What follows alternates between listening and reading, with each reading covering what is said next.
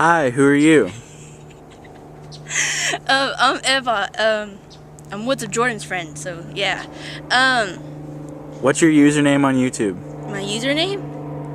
I have two, but Okay, well, what's this? What channel is this one on? Like, what page is this it's video gonna be on Life Love Poetry. Okay, so your life, love, poetry then. Yes, Life Love Poetry. Totally awesome. I'm supposed to be talking about, my testimony, about God, Jesus Christ, and all that good stuff. Yes, I am apostolic, so obviously I am kind of fanatic and out there. Well, Tell us about your testimony. Tell us about how you came to know that Christ is real and that he's real and that he exists, and I know for a fact. and why you serve him. Yeah. Well, why I serve him? Well, dude, I could have been dead quite a few. I mean, from the time I was born to like now, I've been almost dead several times. Like when I was in my mom's womb, I was actually supposed to be born in December, except I was drowning and whatever, and I wasn't born until February. And then when I was walking to school, a car literally hit my knee. I've just a bunch of stuff I could have died. Mm-hmm. Okay. I serve God because of things that's happened in my life. I won't go into certain details because I don't know all of you yet. But for me, God is real basically because he's real. He's shown himself to me in different aspects of my life and different experiences. I've been able to communicate with him, and yes, he does talk back to me. Kind of weird, I know. Need to take pills or something. Pretty much, basically, my testimony is the fact that I didn't believe in God starting out. My family wanted to go back to church. They wanted to get closer to God and stuff. I went because, my family went. Whatever. I didn't really start praying to God until I was 13, 15 years old. Got baptized when I was 13. I didn't really focus or say, I'm going to serve God this way. I had desires, but I wasn't serious about God. I was serious about doing stuff for him, and I did stuff like go and evangelize or go and support, go do fundraisers or whatever.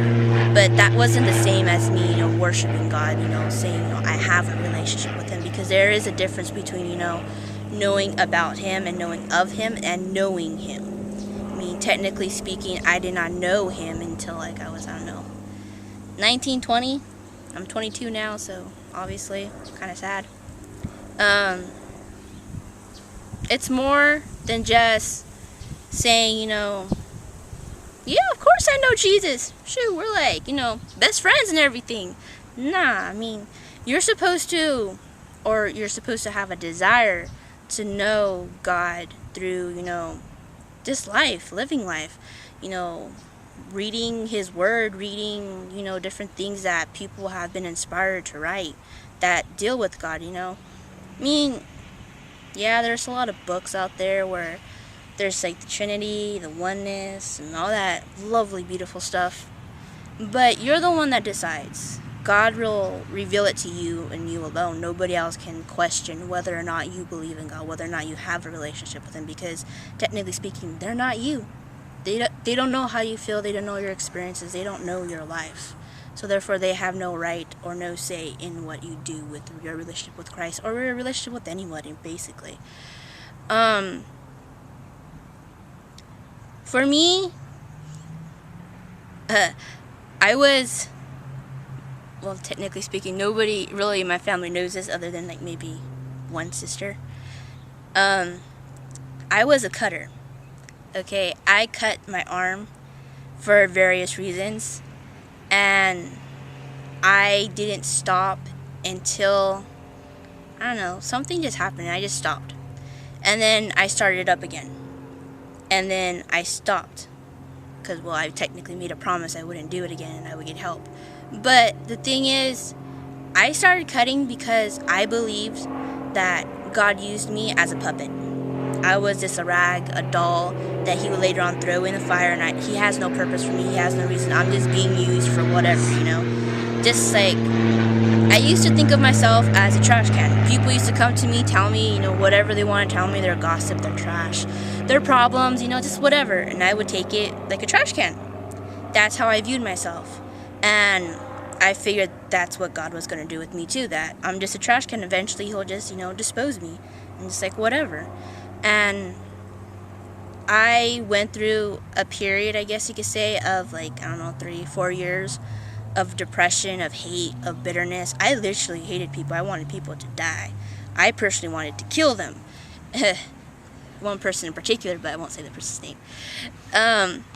I literally just did not care about anybody, about God, about His Word, about absolutely nothing. I didn't want anything to do with Him whatsoever. And yet, He still called me. He still wanted to talk to me. He still wanted to be my God. And now I think about it, and that's like, wow, He actually does care. Not just because He died on the cross, people, but because He literally does care. I mean, He did rise on the third day, whether you believe it or not. I do understand that this isn't for everybody. I mean, you do and you believe what you do and you believe. I mean, it's your lifestyle, it's your decision, your choices. My choice was to serve God at the end of those 3-4 years because, He revealed Himself to me. He showed me who He was and who He is and who He will be. And I'm very passionate about it. I've been given, I guess you can say, a seal of approval by Him. I've been, told that I would be doing things for Him. I would, I would shine the light, I guess you could say. That's the metaphor a lot of people use. And I actually honestly do believe I will shine the light for God because technically speaking, if He's living in you, He's kind of bright, so obviously you would be able to see Him. Most people, they don't, I guess you can say, understand that when you have God in you, things happen. Sometimes things will go against you. They have to, because technically speaking, things went against Jesus. You're expected to be, persecuted or be hated by or, whatever. Just take it. You're supposed to be loving. That was your commandment, so you need to love. Whether you like them or not, you have to. You have to be their friend. You have to be like God, like Jesus. I mean, Jesus ate with the sinners. He didn't eat with the Pharisees and Sadducees. Actually, He did once. But the righteous or self-righteous people don't see that they are sinners too.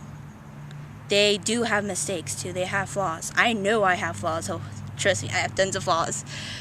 And the wonderful thing is the fact that in God, even though people say you have to work for your salvation, that isn't true. Because His grace, His blood was sufficient enough. You will never live up to that, but you can always try. That's the beauty of serving God, because He's willing to accept you for who you are, and He's willing to change you to be even better than what you are. Because with God at your side, there's technically nothing you can't do. Just don't do, bad stuff like killing people or raping or something like that. That's just dumb. But He'll make you better, whether you believe it or not. He will. He's making me a lot more better than what I used to be. God can be your friend if you want Him to be. He's my friend. He became my best friend. He was the one person I talked to 24/7 practically. Nights when I was crying and I had absolutely nobody, literally nobody to talk to, nobody to understand me. And God was there. I personally literally did feel, someone hugging me. Someone telling me, it's okay, Emma. You don't have to be, depressed. You don't have to be scared. You don't have to worry. You don't have to do any of that. Because I'm here. I'm the one that's going to take all of it from you. And I've already done that. And, going from being depressed and cutting and, being all hateful and everything to how I am now, being actually in love with God. I love reading His Word. I love going out and telling people about Him. I like being that example. I just love doing whatever he wants me to do, or whatever I feel like he wants me to do, whatever I think needs to be done. I know that I will fall short, that I will make mistakes, and I will fall. And the fact is, with God, it's going to be alright. I'm not going to sin on purpose, like saying, oh yes, I'm covered by the blood, I can go and do this. Nah, you're not supposed to. You're supposed to stay away from that the best you possibly can. But I am flesh, and I will fall every now and again.